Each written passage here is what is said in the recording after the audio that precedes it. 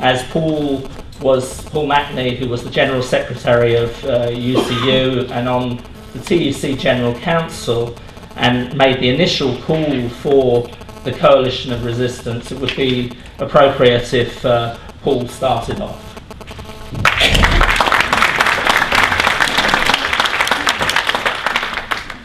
Yeah, just a short reminder of context. I mean, we're facing the biggest ever attack on the welfare state by a government of those who believe they were born to rule, together with those who are pathetically grateful to be invited to tag along.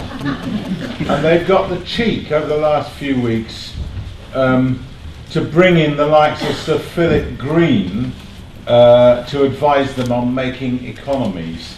The same Sir Philip Green who's got rich through clothes retailers such as BHS and Topshop, but perhaps more significantly paid his wife, who's resident in Monaco, a few years ago, 1.2 billion, the biggest ever wage payment that's been made, depriving the UK inland revenue of an estimated £300 million.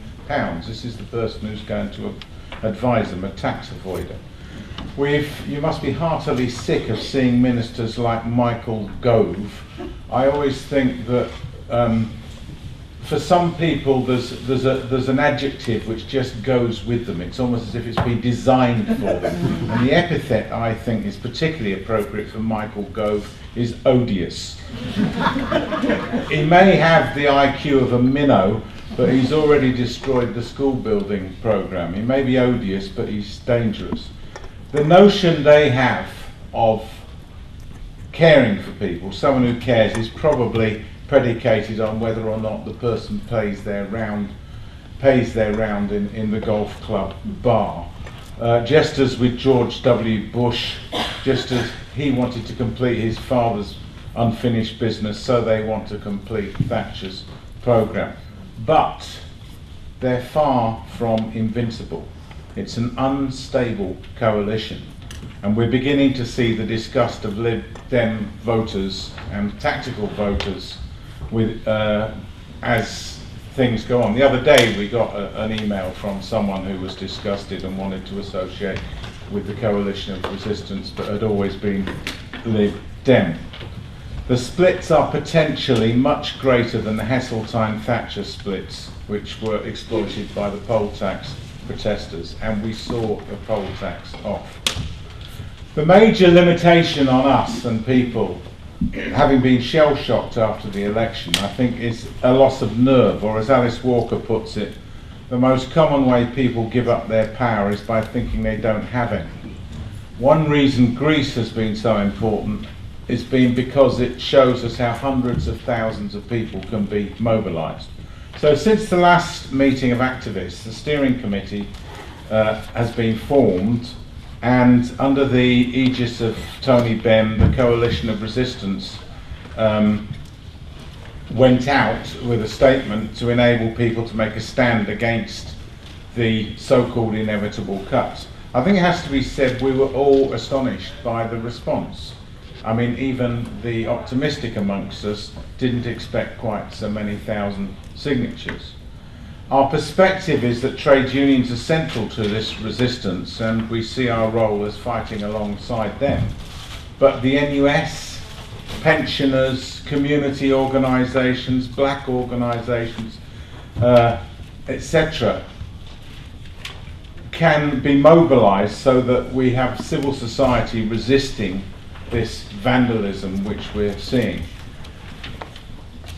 We're moving slowly from a position where people were signing as individuals to organisations now saying, well, we'd like to endorse a statement as an organisation, a national union or a branch or a community organisation or whatever. I think what we're seeing, not just with the Coalition of Resistance, but also with other organisations, People's Charter, Right to Work and so on, is the emergence of a historic anti-austerity movement. We've now got to take it forward from where we are. And I think my job is to kind of outline how we see things. We're not affiliated to any political party. We aim to support, encourage and link up national, local and international campaigns against the austerity measures. So what we will do, other than organise the conference in November, because a number of people are saying, well, all you seem to be doing is organising a conference in November and collecting signatures and publicising yourself through a website and Facebook group. Actually, the coalition, if it's to be successful, nationally at present possibly should not be the most prominent feature. Its role should be to encourage and support, to coordinate and sustain the myriad of responses to austerity measures and bring them together into a broad and effective movement. So when someone emailed the other day to ask if we could can you set up a coalition of resistance in our town, the response was, first, is there any other anti-cuts campaign? Are there any allowances for public services? If so, get along there, encourage them to affiliate to the coalition of resistance. But if there isn't one, we'll advise you on setting something up, but you and your like-minded friends are the resistance in your area, so you can use the coalition of resistance badge if you want to. We're not trying to impose a national organisation on the localities. We're trying to provide an umbrella under which people can come together, work together, mutually support each other. And as Andrew has said, that involves providing speakers and so on. If you look at the statement, it's important to notice the stuff at the end, as well as policy stuff at the beginning, which you see in some other statements. There's a list of things we're committed to. And just finally, I'd just like to remind us what they are. Opposing cuts and privatisation in workplaces, community welfare services, fighting rising unemployment, supporting organisations of unemployed people, developing and supporting an alternative programme for economic and social recovery, opposing all proposals to solve, in inverted commas, the crisis through racism and other forms of scapegoating. The BNP are against the government's cuts as well, but they have a very different solution to the one we've got.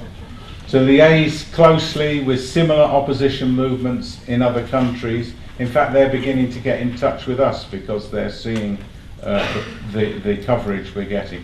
Organising information, meetings, conferences, marches, demonstrations. Just one thing on the information side, I think we should thank Red Pepper for the excellent article that they have done, which you can download from the internet if you're too much of a cheapskate to buy off people who are standing outside, I noticed today. And it's on the myths of the cuts. It's 3 or 4 pages, brilliant arguments for people to fight back and why actually we're facing an ideological offensive. And the final one is supporting the development of a national coordinating coalition of resistance. So the 27th of November will actually provide supporters of the statement with an opportunity to determine the future direction of the campaign. But I'm sure we'll be working with others to build massive demonstrations under coalition of resistance banners, which will bring hundreds of thousands to Whitehall and threaten the very existence of the unprincipled bloc of the condemned government. I'm sure we can wipe the smug grins off their ugly faces. As Alice Walker says again, and I hope we have it on badges soon, resistance is the secret of joy. And as the Greeks say, Mazi borume na nikisome, which means together we can win. Thank you.